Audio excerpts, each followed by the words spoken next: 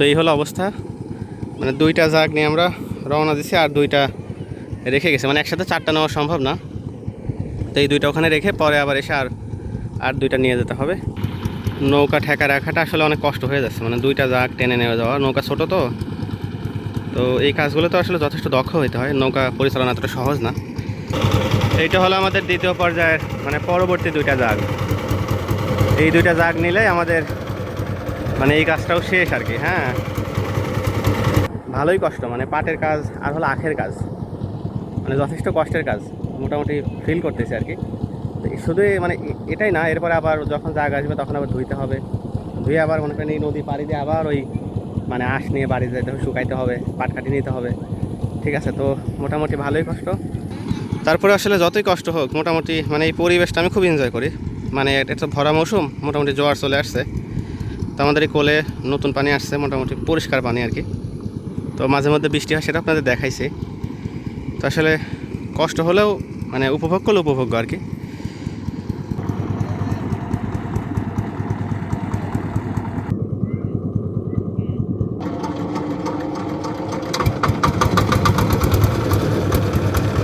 আসলে হালাল পথে ইনকাম করে দুটো ডাল ভাত খাওয়াটাও খুবই কষ্টের। আমার বাবা দেখেন মানে জাগের ওপর বসেই খাওয়া দাওয়া করতেছে, যদিও আমরা আমাদের খাওয়া দাওয়ার পর্ব মানে ডাঙা থেকেই সেরে নিয়েছিলাম। তো এটাই হলো কৃষকের জীবন, এটাই হলো আমাদের জীবন আর কি।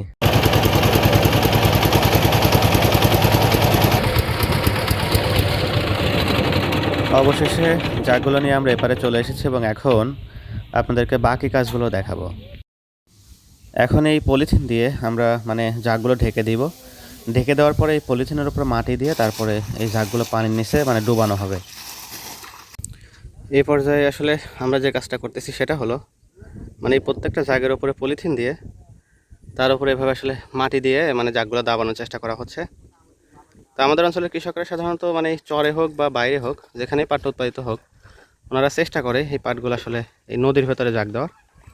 সুবিধাটা হলো মানে খোলা পানি, মানে অনেক বেশি পরিমাণে খোলা পানি হওয়াতে তো এই পানিগুলো আসলে কালো বা পচার সম্ভাবনা কম থাকে, যার কারণে আসলে এখান থেকে যে পাটের আঁশটা সেটা আসলে সোনালি মানে উৎকৃষ্ট আঁশটাই পাওয়া যায়, যেটার দামটাও মোটামুটি ভালো থাকে আর কি।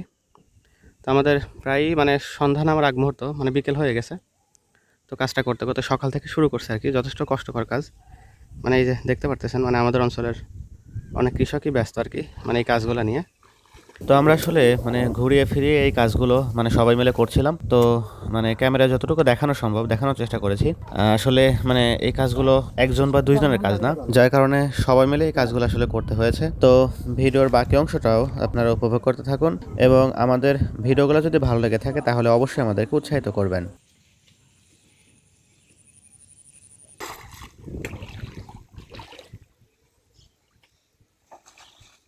তো যাই হোক, মানে পুরোটা প্রক্রিয়া আপনাদের দেখানোর চেষ্টা করলাম। তো আমাদের ভিডিওগুলো ভালো লাগলে আমাদের চ্যানেলটি ফলো দিয়ে রাখবেন। ভালো থাকবেন, আসসালামু আলাইকুম।